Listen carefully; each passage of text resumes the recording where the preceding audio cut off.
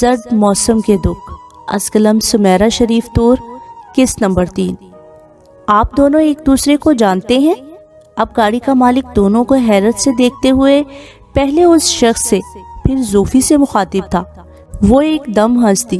جی جناب، یہ ٹھہرے اے ایس پی صاحب، سرکاری لوگ ہیں، وی آئی پی، اہمیت کے حامل۔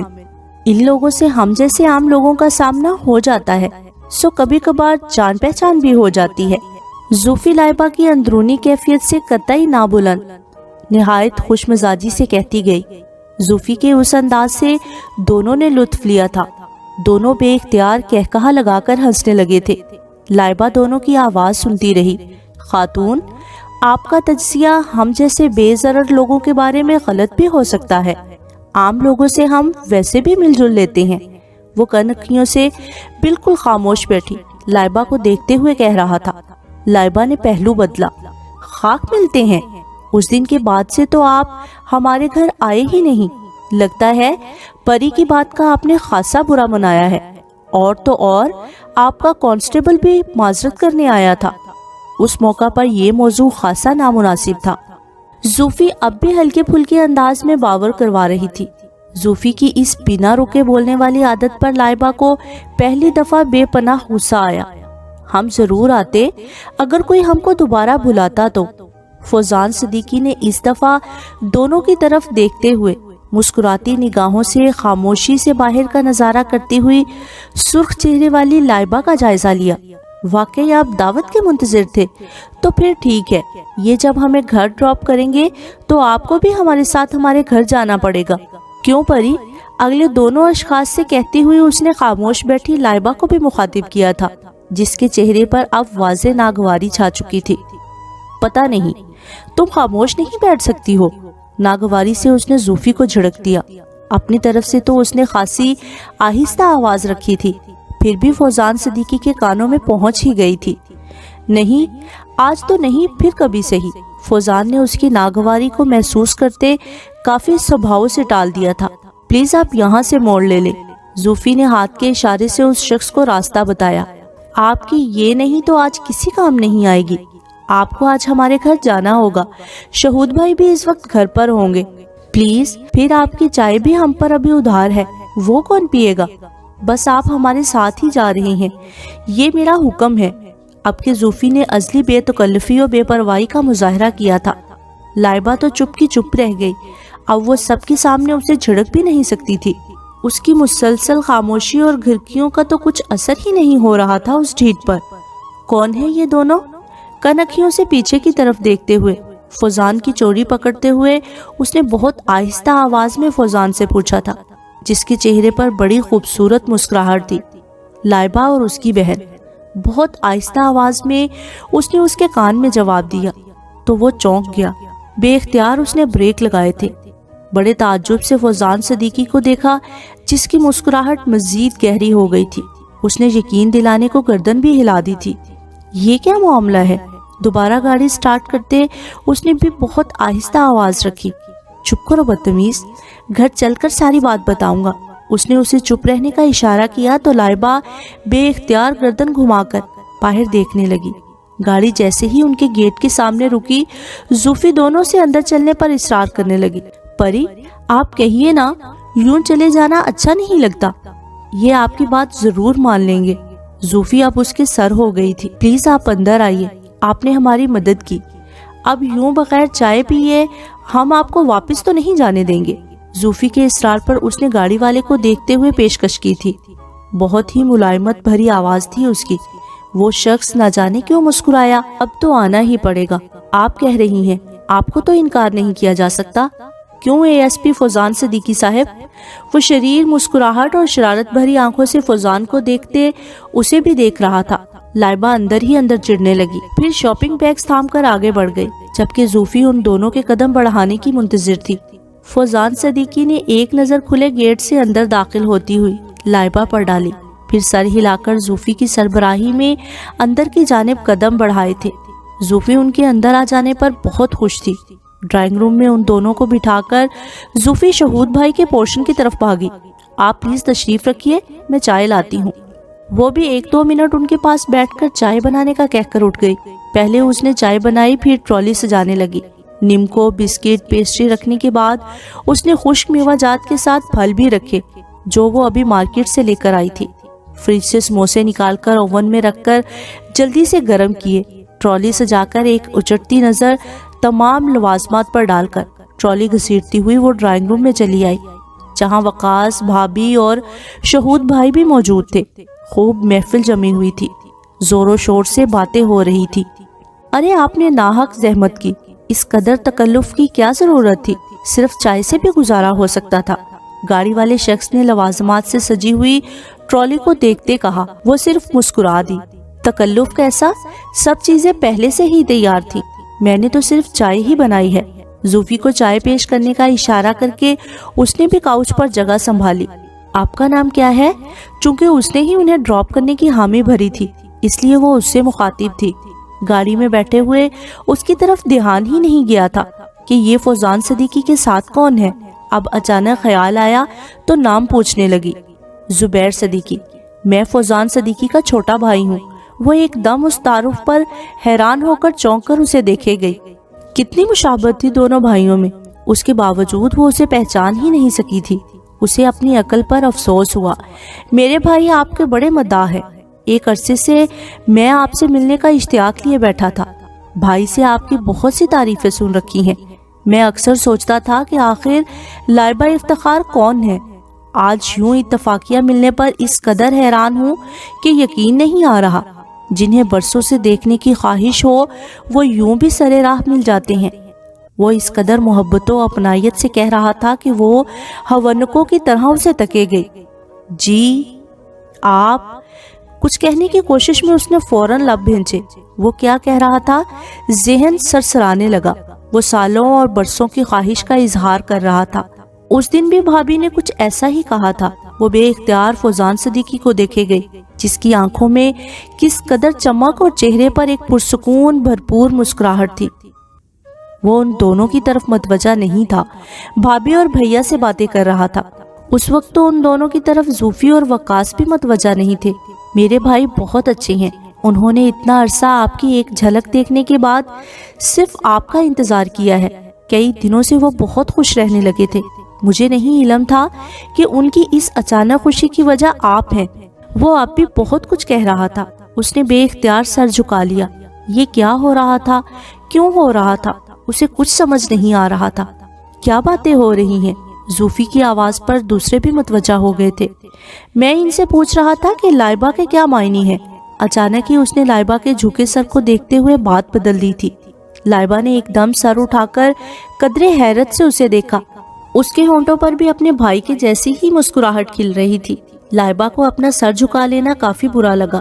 परी के नाम की एक हूर जन्नत में होती है, यानी लाइबा नाम की हूर, जिसका जन्नत में एक निहायत मुनफरद व आला मुकाम है। वो बहुत खूबसूरत है, बिल्कुल हमारी परी जैसी। जूफी उसके गले में बाजू डाले जुबैर और बाकी सबको लाइबा के नाम के मायने बता रही थी। फिर जब इनका इतना खूबसूरत नाम है, बिल्कुल इन्हीं की तरह मुनफरद व आला, तो फिर आप इन्हें परी क्यों कहती हैं? ये तो कहीं से भी फेरीलैंड की बासी नहीं लगती, बल्कि जन्नत की हूर का गुमान जरूर हो रहा है। जुबैर भी भरपूर तरीके से देखते इस मौजू में दिलचस्पी ले रहा था, जबकि बाकी सब उस बात पर मुस्कुराने लगे थे और वो खुद झेप गई। सही कह रही हैं आप, जन्नत की हूर का तो कोई नेमुल बदल ही नहीं, मगर क्या करें, परी के अलावा लाइबा का कोई और निकनेम नहीं हो सकता। जिस तरह जन्नत की हूर मुनफरद व आला मुकाम रखती है, इसी तरह फेरीलैंड में एक फेरी का भी सबसे जुदा और नुमाया मुकाम होता है। दुनिया के बासियों के लिए जन्नत की हूर और फेरीलैंड की परी का एक जैसा ही तस्वर उभरता है। खूबसूरत व हसीन, रहम दिलो मेहरबान, मुनफरद व नुमाया मुकाम रखने वाली हूर और परी। हमारी लाइबा भी बिल्कुल ऐसी ही खसूसियात की मालिक है। मैं शुरू से ही इनको परी ही कहती हूँ।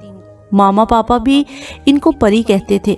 जूफी बहुत मोहब्बत से कह रही थी, शहूद भाई, आप ड्राइवर को भेजकर गाड़ी मंगवा ले। वो अपने आप को यूं मौजूए सुखन बनने पर जुज़्बुज़ सी हो गई थी। चेहरे पर कई खूबसूरत रंग आ और जा रहे थे। बात बदलने को उसे अचानक याद आ गया। بھائی سر ہلا کر اٹھ کر باہر جانے لگے تو فوراً اس نے روک دیا۔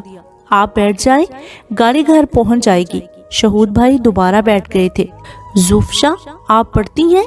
زبیر کی مخاطب اب زوفی تھی۔ اس نے سر ہلا دیا۔ میں بی ایس سی کی اسٹوڈنٹ ہوں۔ ایک دفعہ پھر موضوع لائبہ سے ہوتا ہوا زوفی کی حرکت پر چلا گیا تھا۔ اس حرکت پر بھابھی اور بھیا نے بھی اسے کافی شرمندہ کیا تھا۔ اس نے بمشکل موضوع کا رخ دوسری طرف مبذول کروایا تھا۔ وہ دونوں تقریباً 2 گھنٹے بیٹھے تھے۔ لائبہ کو اپنی سادگی اور خلوص کی بدولت زبیر اچھا لگا تھا۔ ہنسمکھ، باتونی اور شرارتی سا لڑکا۔ وہ بھی زوفی کی طرح اسے پری کہنے لگا تھا۔ زبیر آپ دوبارہ ضرور آئیے گا۔ وہ دونوں جانے کے لیے اٹھ کھڑے ہوئے تو اس نے پرخلوص پیشکش کی۔ صرف میں؟ کیا بھائی کا آنا منع ہے؟ وہ مذاق کر رہا تھا۔ لائبہ نے ناراضی سے اسے دیکھا جبکہ باقی سب ہنسنے لگے تھے، فوزان صدیقی سمیت۔ میرا یہ مطلب ہرگز نہیں تھا۔ اگر آپ نہیں چاہتے تو آپ پر زبردستی تو نہیں، اس نے نروٹھے پن سے کہا۔ ارے آپ بلائیں اور ہم نہ آئیں، یہ ہو ہی نہیں سکتا۔ بھائی ہم ضرور آئیں گے اور بار بار آئیں گے۔ کیوں بھائی؟ وہ فوزان کے کندھوں پر ہاتھ رکھ کر کافی لاڈ سے پوچھ رہا تھا۔ وہ سر ہلانے لگا۔ وہ خجل ہو گئی۔ ایک دم آگے بڑھ کر سرخ چہرے سمیت ٹرالی پر برتن رکھنے لگی۔ اسے اپنا آپ اس وقت خاصا عجیب لگ رہا تھا، مگر اس صورتحال سے نمٹنے کے لیے اس کے پاس کوئی اور حل نہیں تھا، اور یہ بھی خود کو مصروف رکھنے کا بہانہ تھا۔ لگتا ہے آپ فوزان بھائی سے ناراض ہیں۔ بھابھی بھیا سمیت سب فوزان کے ہمراہ باہر نکل گئے تو وہ اس کے قریب ہی رک کر آہستہ سے پوچھنے لگا، نہیں بھلا میری ان سے کیسی ناراضگی؟ اس نے اس بار واضح خفگی سے زبیر کو دیکھا۔ یہ ہوئی نا بات، آپ ان سے ناراض ہوئیے گا بھی مت، میرے بھائی واقعی بہت اچھے ہیں۔ وہ شرارت سے کہتا ہوا ان لوگوں کی طرف بڑھ گیا۔ لائبہ کو اپنے اوپر غصہ آنے لگا۔ اس کا چہرہ ہی ایسا تھا جس سے ہر بات اخذ کر لی جاتی تھی۔ وہ واقعی اس شخص سے ناراض تھی۔ ایک چھوٹی سی بات کو اس نے مسئلہ بنا لیا تھا، اور اب ان کی نظریں اور باتیں دونوں بھائی حد سے زیادہ تیز تھے۔ وہ یہی اندازہ کر پائی تھی۔ اندر سے وہ حیران بھی تھی۔ 6 سال ہو گئے تھے اسے دوبارہ یہاں آئے ہوئے۔ یوں اتفاقاً بھی کبھی اس شخص سے ملاقات نہیں ہوئی تھی۔ اب اچانک وہ دوسری بار اس کے سامنے آ گیا تھا۔ ہر دفعہ اس نے اس کی کوئی نہ کوئی مدد کی تھی۔ جب ہر طرف سے اذیت و ذلت بھری نظریں برداشت کرتے کرتے اس کا ضبط چھلکنے لگتا تو وہ بے اختیار دعا ضرور کرتی تھی کہ کاش ایک دفعہ وہ اجنبی شخص اس کے سامنے آ جائے اور وہ اسے بتائے کہ اس کی مدد کرنا سب بیکار گیا۔ وہ اسے پریس کی خبر بننے سے بچانا چاہتا تھا۔ وہ پریس کی خبر بھی بن گئی۔ اس نے اسے پولیس کی تحویل میں دینے کی بجائے ذاتی طور پر مدد کی تھی، مگر کچھ حاصل نہ ہوا۔ بدنام تو وہ پھر بھی ہو گئی تھی۔ وہ اس شخص کا نام تک نہیں جانتی تھی، پھر بھی اس نے انسانیت کے ناطے اس کی مدد کی تھی، مگر اس بیچارے کی مدد بھی کسی کام نہیں آئی۔ البتہ یہ ہوا کہ اسے نئی زندگی مل گئی۔ لوگوں کی نظروں میں وہ لاکھ بے گناہ ہونے کے باوجود معتوب ٹھہرا دی گئی تھی۔ راتوں کو اٹھ اٹھ کر دعائیں مانگتے کتنی دفعہ وہ اسے یاد آیا تھا، کتنی بار اس کا دل چاہا کہ وہ اس کے سامنے آ جائے اور وہ اسے بتائے کہ وہ اندر سے کس قدر ٹوٹ پھوٹ گئی ہے۔ پلیز ہمت کریں کہ الفاظ بھی اسے ہمت نہیں دیتے، اس کی نا امیدیوں کی گہرائیوں کو نہیں ناپ سکتے، کوئی روشن کل نہیں لاتے، کوئی مہربان لمحہ نصیب نہیں کرتے۔ مگر اب جب کہ وہ اس کے سامنے آیا تھا تو وہ اس کی آنکھوں کی کہانی سے ڈر گئی تھی۔ اس کے ہونٹوں پر کھلنے والی مسکراہٹ اسے متوحش کر دیتی تھی۔ اسے اس کا ملنا اچھا نہیں لگا تھا۔ اس کے سب رشتے ٹوٹ گئے تھے۔ صرف زوفی، بھیا، بھابھی اور وقاص کی خاطر وہ زندہ رہنے پر مجبور تھی، تو اس نئی افتاد پر چکرا گئی تھی۔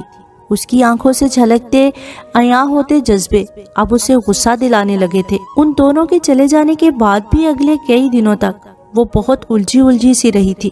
بھابھی چونکہ فوزان کی حقیقت سے باخبر تھیں تو انہیں اس کی کیفیت کا اندازہ ہو گیا تھا۔ اس نے زوفی سے کچھ بھی کہنے سے پرہیز کیا تھا۔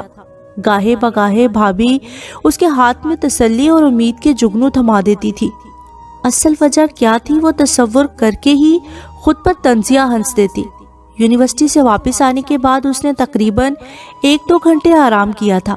اٹھ کر عصر کی نماز ادا کرنے کے بعد ابھی وہ شام کے کھانے کا سوچ ہی رہی تھی جب بھابھی چلی آئی۔ کیا کر رہی ہو؟ وہ اس کے پاس کچن میں ہی اسٹول کھینچ کر بیٹھ گئی۔ کیا کرنا ہے؟ رات کے کھانے کا سوچ رہی ہوں۔ اپنے لیے چائے کا برتن چولہے پر رکھتے ہوئے انہیں بتا کر چائے کا پوچھا۔ آپ چائے پیئیں گی؟ ہاں پلا دو۔ اور یہ زوفی کہاں ہے؟ ادھر ادھر دیکھتے ہوئے اسے نہ پا کر وہ پوچھ رہی تھی۔ اپنے کمرے میں پڑ رہی ہے، ابلتے ہوئے پانی میں اس نے پتی ڈال دی تھی۔ آپ کیا پکا رہی ہیں؟ دوپہر کو بریانی بنائی تھی، سوائے میرے کسی نے ہاتھ نہیں لگایا۔ تھوڑا قیمہ ہے، اس کو ابال کر رکھائی ہوں، مسالہ بھی بنا لیا ہے، مغرب کے بعد کباب بنا لوں گی۔ وہ اسے بتانے لگی، لائبہ مجھے تم سے ایک بہت ضروری بات کرنی ہے۔ زوفی اپنے کمرے میں ہے، میرا خیال ہے اس کے غیر موجودگی میں ہی بات کر لوں تو بہتر ہے۔ بھابی کے اس تمہیدی انداز پر وہ چونک گئی۔ ایسی کیا بات ہے جو بھابی زوفی کی غیر موجودگی میں کرنا چاہ رہی ہیں؟ خیریت بھابی؟ اس نے پلٹ کر انہیں تشویش سے دیکھا تو انہوں نے سر ہلا دیا۔ وہ خاموشی سے چائے بنا کر ایک کپ اپنے لیے اور دوسرا بھابی کو دے کر ان کے پاس ہی کرسی کھینچ کر بیٹھ گئی تھی۔ کل میرے پاس وہ مسز جمیلہ ہے نا، وہ آئی تھی۔ وہ ان کی بات پر مزید حیران ہوئی، خاص طور پر جمیلہ کا نام سن کر ایک ناگواری سی طاری ہو گئی تھی۔ کیا کہہ رہی تھی وہ عورت؟ اس کو اس عورت سے اچھائی کی کوئی امید نہیں تھی، پھر بھی پوچھ بیٹھی۔ بھابی تعصب سے سر ہلانے لگی۔ تم تو اس کی عادت سے باخبر ہو، میری نیت پر شک مت کرنا۔ اپنے اسی آوارہ لفنگے بیٹے کے لیے اپنی زوفی کا کہہ رہی تھی۔ نہایت تحمل سے بتاتے ہوئے بھابی چپ ہو گئی۔ ان کی اس بات پر وہ ایک دم اٹھ کھڑی ہو گئی۔ اس ذلیل عورت کی ہمت کیسے ہوئی اپنے زمانے بھر کے آوارہ لفنگے بدماش بیٹے کے لیے ہماری زوفی کا نام لینے کی؟ لائبہ کے تو تن بدن میں آگ لگ گئی تھی۔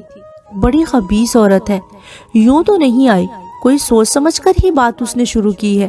ایسی عورتوں کو کسی کی عزت آبرو کا کیا خیال؟ میں نے بھی اسے یہی کہا تھا اور اس نے ایسے الٹی پھرکی گھمائی کہ میں تو کانوں کو ہاتھ لگانے لگی۔ اس نے اپنی آنسوؤں سے بھری آنکھوں سے بھابی کی جانب دیکھا۔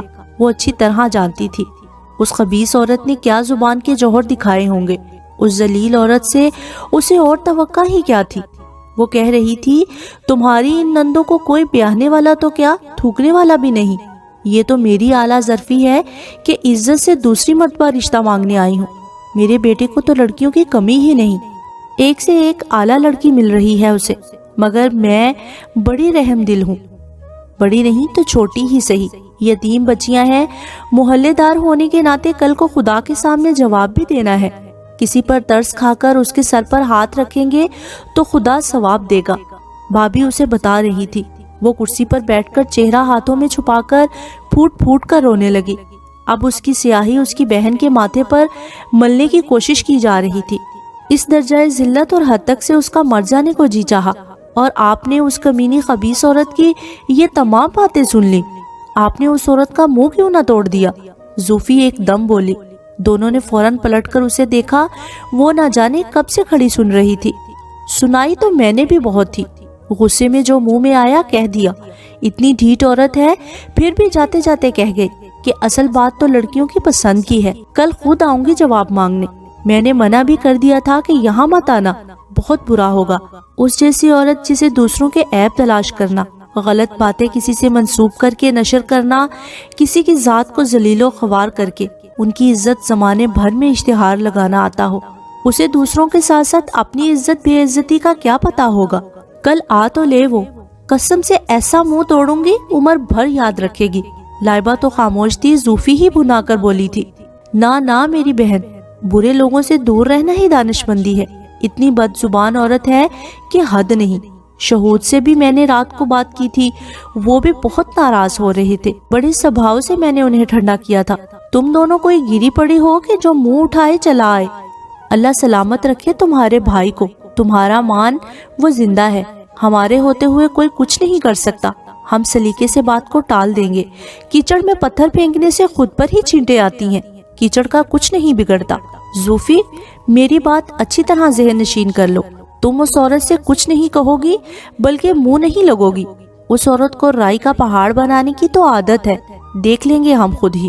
زوفی کے ارادوں سے ڈر کر وہ اسے ہی سمجھانے بیٹھ گئی تھی۔ لائبہ اب بھی خاموش تھی۔ امی ابو کے بعد زندگی کا جو رنگ ان دونوں نے دیکھا تھا، اگر یہ دونوں ہستیاں نہ ہوتی تو وہ کب کی مر کھپ چکی ہوتی۔ یہ ہر موقع پر ان کی ڈھال بن جاتے تھے۔ اس کے اپنے معاملے میں بھی انہوں نے سلیقے سے منع کر دیا تھا۔ اس کے باوجود اس عورت نے کیا کچھ نہیں کیا تھا، کب کب کا سنبھالا زہر نہیں اگلا تھا، کیا کیا گل افشانیاں نہیں کی تھی، کیسی کیسی گندی باتیں اس کی ذات سے منسوب نہیں کی تھی۔ سب محلے والوں اور دوست احباب کو ان دونوں بہنوں کے متعلق الٹی سیدھی پٹیاں پڑھا دی تھی۔ اب ایک دفعہ پھر ان دونوں کے صبر کی آزمائش تھی۔ بھابھی کافی دیر بیٹھ کر دونوں کو سمجھا بجھا کر جا چکی تھی۔ لائبہ خاموشی سے کھانا تیار کرتی رہی۔ زوفی بھی اس کا ہاتھ بٹانے لگی، اسے اندر ہی اندر آنسو پیتے دیکھتی رہی، لیکن تسلی کا ایک لفظ بھی زبان سے نہ نکال سکی۔ لائبہ کو جو چوٹ لگی تھی وہ تسلی کے چند لفظوں سے نہیں ٹھیک ہو سکتی تھی۔ رات کو وہ سونے لگی تو زوفی نے اس کے کندھے پر ہاتھ رکھ کر اسے ٹوک دیا۔ کیوں خود کو اذیت دے رہی ہیں پری؟ آپ کے آنسو اتنے بے مول نہیں ہیں جو کمینے، کٹھور، ذلیل، بے حس و بے ضمیر لوگوں کی زیادتیاں یاد کر کے بہائے جائے۔ اس نے اپنی پوروں سے اس کی پلکوں میں اٹکے صاف و شفاف آنسو چن لیے تھے۔ حوصلہ کریں پری، یہ دنیا یہی چاہتی ہے کہ ہم مر کھپ جائیں، مگر ہمیں زندہ رہنا ہے۔ ان لوگوں کے موذی ڈنکوں سے خود کو بچانا ہے۔ اب نہیں رونا، اوپر ماما پاپا کی روحوں کو بہت تکلیف ہوتی ہے۔ زوفی کی اپنی آنکھیں بھری ہوئی تھی، وہ اس کے کندھے پر سر ٹکا کر بہت دیر تک روتی رہی۔ زوفی کی تسلیاں، اس کے دلاسے، سمجھانا بجھانا کچھ بھی تو اس کی آنکھوں سے بہتے سیلاب کے سامنے بند باندھنے پر کام نہیں آیا تھا۔ پھر اس نے اسے رونے دیا۔ برسوں کی جلتی آگ تھی جو بجھنے میں نہیں آ رہی تھی، شاید آنسوؤں کی روانی سے بجھ جائے۔ اگلے روز چھٹی تھی، وہ یونیورسٹی سے کچھ اسائنمنٹس لائی تھی، انہیں دیکھنے لگی۔ زوفی گھر کے کاموں میں مشغول ہو گئی تھی، ابھی زیادہ وقت نہیں گزرا تھا جب ہی وہ عورت چلی آئی تھی ان کے زخموں پر نمک پاشی کرنے کے لیے۔ اس نے خاموشی سے زوفی کو اشارہ کر کے بھابھی کو بلانے بھیجا تھا۔ بھابھی کے آنے تک وہ اس عورت کو برداشت کرتی رہی۔ یونیورسٹی میں پڑھاتی ہو نا؟ لائبہ کو مسلسل اپنے کام میں مشغول دیکھ کر اس نے پہلا سوال داغا۔ جی، وہ صرف اتنا ہی کہہ سکی۔ میں نے سنا ہے یونیورسٹی میں مرد بھی پڑھاتے ہیں، اور تو اور لڑکے لڑکیوں کو اکٹھے پڑھانا پڑتا ہے۔ لائبہ نے صرف سر ہلا دیا تھا۔ تمہیں مردوں کے ساتھ ڈر نہیں لگتا؟ اس عورت نے لائبہ کے سرخ ہوتے چہرے کو دیکھ لیا تھا، ہاتھ میں پکڑا قلم ساکت ہو گیا تھا۔ بھائی لگے گا بھی کیوں؟ آخر کو تم اس خبیث عورت کی شیطانی مکروہ ہنسی پر ایک لمحے کو لائبہ کا جی چاہا کہ وہ اس شیطان صفت عورت کا منہ نوچ لے۔ اس نے سختی سے مٹھیوں کو بھینجتے ہوئے اپنے اوپر ضبط کیا۔ تمہیں ماجبی نے بتایا تو ہوگا کہ میں پرسوں آئی تھی۔ وہ فوراً اپنے مطلب پر آ گئی تھی۔ لائبہ صرف سر ہلا سکی، اس کے سوا کوئی چارہ بھی نہیں تھا۔ بس کیا بتاؤں، میرے نظیر کو کالج جاتی جاتی تمہاری بہن بہت پسند آ گئی ہے۔ اس نے تو دن رات میرا سر کھاتے رٹ لگائی ہوئی ہے کہ میں تم لوگوں سے بات کروں۔ اس نے لائبہ کو دیکھا جو بالکل چپ چاپ تھی۔ ماجبین نے تو باتیں کر کے نکال دیا تھا، مگر میں کیا کروں؟ نظیر سے زیادہ میری اپنی خواہش ہے کہ تمہاری بہن میری بہو بنے۔ میرے سینے میں جو دل ہے نا، اللہ نے بڑا ہی نرم بنایا ہے۔ تم دونوں بہنوں کو تنہا ایسی زندگی گزارتے دیکھتی ہوں تو دل بڑا دکھتا ہے، بڑی تکلیف ہوتی ہے۔ یہی سوچتی رہتی ہوں کہ تم دونوں کے گھر بس جائیں تو اللہ خوش ہوگا۔ ماں باپ تو ہے نہیں، بھائی کون سا سگا ہے جو تم لوگوں کی فکر کرے؟ اپنی بہن کی طرف سے تو تمہیں فکر کرنے کی ضرورت ہے ہی نہیں۔ ویسے میری نظر میں تمہارے لیے بھی ایک رشتہ ہے، بڑا اچھا لڑکا ہے۔ اگر تم بس پلیز آپ خاموش ہو جائیں۔ لائبہ میں اب مزید برداشت نہ تھی، ایک دم اس کی بات کاٹتے ہوئے اٹھ کھڑی ہوئی، بڑی مشکل سے اپنے غصے کو قابو کرنے لگی۔ اس سے پہلے کہ وہ اسے کوئی جواب دیتی، زوفی بھابھی کے ہمراہ چلی آئی تھی۔ دیکھیے خالہ جی، میں نے آپ کو پرسوں بھی کہہ دیا تھا کہ آپ کو ان دونوں کی طرف سے فکر مند ہونے کی ضرورت نہیں، خاص طور پر زوفی کے لیے۔ دو ایک رشتے آئے ہوئے ہیں، جلد ہی ہم فائنل کر لیں گے۔ بھابھی نے رسان سے بات بتائی۔ اچھا؟ وہ عورت خاموش ہو گئی تھی۔ کچھ سوچتے ہوئے وہ لائبہ کو دیکھنے لگی۔ تو کیا بڑی کی شادی نہیں کرنی؟ ابھی تو جوان جہان ہے، چلو کوئی کوارا نہ صحیح شادی شدہ ہی چل جائے گا۔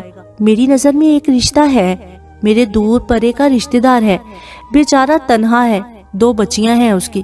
کتنی دفعہ مجھے کوئی لڑکی دکھانے کو کہہ چکا ہے۔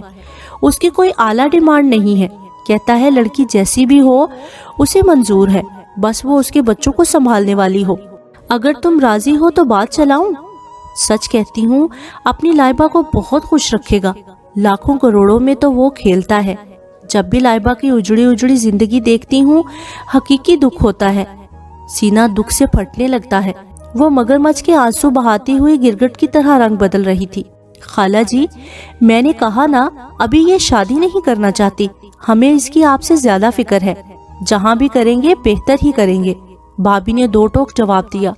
जूफी बड़ी मुश्किल से जुबान दांतों तले दबा रही थी, जो बार बार कुछ कहने के लिए मचल रही थी। ए लो, शादी नहीं करना चाहती तो क्या सारी उम्र ऐसे ही रहेगी? उसने ताज्जुब से उंगली दांतों तले दाब ली। इतनी उम्र तो हो चुकी है, अब इसे शादी कर लेनी चाहिए। शादीशुदा ही रिश्ते इसके लिए आएंगे। भला कोई होशमंद कैसे एक तलाक याफ्ता लड़की से शादी करेगा? फिर ये सिर्फ तलाक याफ्ता तो नहीं, और भी बहुत कुछ लोग देखते हैं। वो औरत अपनी जुबान के जौहर दिखाने लगी थी। लाइबा की आंखों में वहशत उतर आई। वो खाली आंखों से सिर्फ खातून को देख रही थी। देखिए खातून, ये हमारा जाती मसला है। आप अपने बेटे और उस दूर परे के रिश्तेदार को संभाल कर रखिए और यहाँ से चलती बने। जब तक बात उसकी अपनी जात तक थी वो चुप थी। अब बात लाइबा की जात और किरदार की धज्जियां बखेरने पर उतर आई थी तो उसमें मजीद जब्त का यारा ना रहा था। एकदम चटक गई। ए लो, इस लड़की को तो बात करने की तमीज ही नहीं। उसे जूफी से इस कदर खरे जवाब की उम्मीद नहीं थी। हैरत से उसे देखने लगी। जी हाँ, सारी तमीज तो आपने घोल कर पी रखी है, जब भी औरों की किरदार कुशी करती फिर रही हैं। जूफी अब फिर खासी भुना कर बोली थी। लो, मैंने तो तुम लोगों का भला सोचा था। सच है, नेकी का तो कोई जमाना ही नहीं है। जी हाँ, सच कहा आपने। हम आपका जितना भी लिहाज कर रही हैं, आप अपनी जुबान के जौहर दिखाते सर पर ही चढ़ती आ रही हैं। मोहल्लेदार होने के नाते कुछ कहती नहीं तो इसका ये मतलब नहीं कि हमारे मुंह में जुबान नहीं। आप अपनी ये आला और अरफा नेकियां अपने बिगड़े मोटे बेटे पर आजमाइए और हमें माफ कीजिए। जूफी ने हाथ जोड़कर खासे जले कटे अंदाज में कहा था। अरे वाह, खूब तरबियत हुई है तुम्हारी। बहन के कारनामे क्या कम थे जो तुम भी उस जैसी बन गई हो। तौबा तौबा, वो औरत अपने कानों को हाथ लगाती हुई तौबा कर रही थी। जूफी का पारा एकदम चढ़ा था।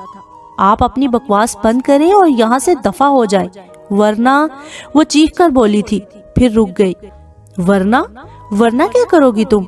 मैं क्या, पूरा मोहल्ला जानता है तुम कैसी लड़कियां हो। वो जूफी से ज्यादा चीख कर बोली थी। उसके बाद वो औरत जो गुल अफशानियां और शोला बयानियां कर सकती थी उसने लाइबा की जात को हदफ बनाकर की। जिस हद तक वो उनकी जात पर कीचड़ उछाल सकती थी उसने उछाला। पहली दफा जब लाइबा ने इनकार किया था तो उस औरत ने यही कुछ किया था और अब एक मर्तबा फिर उसने तमाशा लगा लिया था। चीख चीख कर बातें करते हुए वो ये भी भूल गई थी कि वो उनके घर में खड़ी है। शोर की आवाज सुनकर शहूद भाई भी उधर आ गए। ये क्या हो रहा है? उनकी आवाज और दबंग लहजे पर वो एकदम खामोश हो गई। बेटा, होना क्या है? मैं तो इन दोनों को, इससे पहले कि वो कुछ और कहती, उन्होंने हाथ उठाकर उसे कुछ भी कहने से रोक दिया था। बस खातून, आप यहाँ से जाएं। हम पर अपनी बेटियां भारी नहीं हैं। हम अंधे नहीं कि आप जैसे लोग आकर हमें एहसास दिलाएं। हमें पता है कि कहाँ और कब इन्हें ब्याहना है। आप बराहे मेहरबानी यहाँ दोबारा आने की जहमत मत कीजिएगा। शहूद भाई ने इंतहाई गुस्से में भी शाइस्तगी का दामन नहीं छोड़ा था। वो बकती झकती जाने लगी। लाउंज का दरवाजा अबूर करते करते रुक गई। मैंने सुना है कुछ अर्सा पहले इस घर में चोरी हुई थी। बेटा, तुम बड़े हो इस घर के, जरा पता तो करवाना वो चोरी ही थी या? वो खबीस औरत कमीनगी से हंसने लगी। अरे, मोहल्ले ने तो देखा नहीं था किसी चोर को। ऊपर से दोनों बहनें घर में तन्हा होती हैं। कोई क्या जाने वो चोर थे या? भाभी और जूफी भी हकदक रह गए। अच्छा बेटा, इजाजत दो, खुदा हाफिज। शहूद भाई को गुस्से से अपनी तरफ बढ़ता हुआ देखकर वो लठमार अंदाज में कहते हुए फौरन बाहर की जानिब भागी थी। लाइबा तो पथरा ही गई थी। या अल्लाह, ये जिल्लत सहना भी बाकी था। वो जिस मकसद के लिए आई थी वो पूरा हो गया था। लाइबा बेदम होकर सोफे पर गिर गई। लाइबा, मेरी जान, संभालो खुद को। उसे आंखें बंद किए सोफे की पुश से सर मारते। बिलक बिलक कर रोते देखकर भाभी और भैया दोनों उसे तसल्लियां देने लगे। अल्लाह, अब और नहीं, बहुत जिल्लत सह ली, अब नहीं जीना। या अल्लाह, मुझे उठा ले। बिलक बिलक कर रोते वो सिर्फ एक ही दुआ मांग रही थी। लाइबा, क्या हो गया है तुम्हें? देखो, हम हैं ना तुम्हारे साथ। शहूद भाई उसे गले लगाकर तसल्लियां देने लगे। वो सर नफी में हिलाए रोती रही। میں برسوں سے یہ اذیت سہ رہی ہوں۔ ان مکروہ و ہتک امیز نظروں نے میرے وجود کو اندر تک چھید دیا ہے۔ اب مزید برداشت نہیں ہوتا۔ برسوں سے اپنی جان پر سہ رہی ہوں۔ آج صرف اور صرف میری وجہ سے زوفی بھی داغدار ہو گئی۔ یا اللہ، میں کیوں زندہ ہوں؟ اسی دن اسی ویرانے میں مر کھپ گئی ہوتی تو آج میری بہن یوں بدنام نہ ہوتی۔ بس چپ کرو، کچھ نہیں ہوا۔ بھابھی نے اپنی آنکھیں صاف کر کے اسے اپنے سینے سے لگا لیا۔ زوفی بھی روتے ہوئے پانی لے آئی تھی۔ بھائی نے اسے پانی پلایا۔ باقی سارا دن وہ اس کے پاس ہی رہے تھے، مختلف طریقوں سے اسے بہلاتے رہے تھے، تسلیاں دیتے رہے تھے۔ لائبہ پر خاموشی کا زبردست دورہ پڑ چکا تھا، جسے ان تینوں کی تسلی و تشفی نے بھی ختم نہ کیا تھا۔ یا اللہ، موت آنی ہے تو پھر ایک ہی دفعہ کیوں نہیں آ جاتی؟ تو بار بار ہمیں کیوں آزماتا ہے؟ رات سونے سے پہلے آنکھیں بند کر کے اس نے انتہائی دل گرفتگی سے اللہ سے شکوہ کیا تھا۔ لائبہ پر قنوتیت کا دورہ پڑ چکا تھا۔ 2 ہفتے مسلسل گزرنے کے باوجود سب کی انتہائی توجہ اور محبت بھری کوششیں بھی اسے اپنے اس خول سے باہر نہ نکال سکی۔ زوفی اس کی وجہ سے انتہائی پریشان تھی۔ اسے خاموشی سے ساری رات آنسو بہاتے دیکھتی رہتی تھی۔ کئی دفعہ اس نے اسے سمجھانا بھی چاہا، پھر ہمت ہار جاتی تھی۔ شہود بھائی نے دونوں کے اترے چہرے دیکھ کر ان دونوں کو سیر کروانے کا پروگرام بنایا۔ اس کے لیے انہوں نے اتوار کا دن منتخب کیا تھا۔ بھائی کے اصرار اور محبت بھرے حکم پر دونوں بے دلی سے منگلا ڈیم جانے کی تیاریاں کرنے لگیں۔ پکنک کے لیے سب صبح 10 بجے کے قریب ہی گھر سے نکل آئے تھے۔ دوپہر کا کھانا انہوں نے وہاں پارک میں ہی کھایا تھا۔ ارد گرد لوگوں کا ہجوم، ہنستے مسکراتے جھولا جھولتے بچے دیکھ کر وہ دونوں بہلنے لگی۔ بس تھوڑی دیر میں ہی دونوں کا موڈ کافی بحال ہو چکا تھا۔ شہود بھائی تایا کے اکلوتے بیٹے تھے اور وقاص بھی فی الحال ان کا اکلوتا چشم و چراغ تھا، خاندان بھر کا واحد لڑکا۔ ڈیم کی بلندی پر کھڑی وہ ریلنگ کو تھامے آنکھوں سے دوربین لگائے دور دراز واقع عمارتوں کو دیکھ رہی تھی۔ فیصل مسجد کے مینار دوربین سے واضح ہوتے دکھائی دیتے تھے۔ وہ کافی دیر سے اس کھیل میں مصروف تھی جب ایک دم وقاص نے اسے مخاطب کیا، پری پھپھو، بوٹ کی سواری کریں؟ سورج مغرب میں ڈوب رہا تھا۔ اس کا خوبصورت عکس وقاص کی گہری براؤن آنکھوں میں بہت نمایاں تھا۔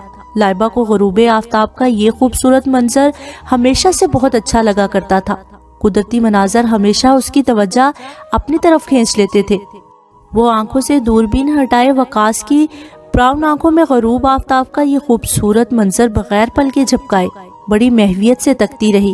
پھر اسے وقاص پر بے اختیار ڈھیروں ڈھیر پیار آ گیا تھا۔ جھٹ سے اس کا ماتھا چوم لیا۔ وہ بھی اسے زوفی کی دیکھا دیکھی پھپھو کے ساتھ پری کہنے لگا تھا۔ وہ ہمیشہ کی طرح آج بھی اس طرز تخاطب پر نہال ہو گئی۔ او میری جان، کیوں نہیں، ہم ضرور بوٹ کی سواری کریں گے۔ وہ اسے لیے نیچے اتر آئی۔ بھیا، بھابھی اور زوفی کے پاس پہنچ کر رک گئی۔ وہ تینوں ڈیم کے ریلنگ کو تھامے آگے کو جھکے خوش گپیوں میں مصروف تھے۔ پھر وہ پانچوں کشتی میں بیٹھ کر بہت لطف اندوز ہوئے۔ وہ جب بھی یہاں آتی تھی وقاص کی فرمائش پر کشتی میں ضرور بیٹھتی تھی۔ مغرب سے پہلے وہ فیصل مسجد کی طرف چل دیے تھے۔ مغرب کی نماز انہوں نے مسجد میں ادا کی تھی۔ اتنا پرسکون ماحول تھا، لائبہ کو اپنی ساری اداسی زائل ہوتی محسوس ہوئی۔ رات کا کھانا ان سب نے نزدیکی ہوٹل میں کھایا تھا۔ دیر تلک باتوں اور تفریح میں مگن رہنے کے بعد رات 10:30 بجے وہ سب گھر واپس لوٹے تھے۔ سارا دن بہت بھرپور گزرا تھا۔ گھر لوٹتے ہی دونوں عشاء کی نماز ادا کر کے بستر پر بے دم ہو کر گر گئی تھی۔ جسم اور ذہن سارے دن کی تفریح گردی سے اس قدر تھک گیا تھا کہ بستر پر گرتے ہی نیند نے آ لیا تھا۔ نیکسٹ ایپیسوڈ کے لیے میرے چینل کو سبسکرائب کر لیجئے اور بیل نوٹیفیکیشن دبانا بالکل نہ بھولیں تاکہ نیکسٹ ایپیسوڈ پر وقت آپ تک پہنچے۔ اور اپنا فیڈ بیک دینا مت بھولیے گا۔ مجھے آپ کے فیڈ بیک کا انتظار رہے گا۔ شکریہ۔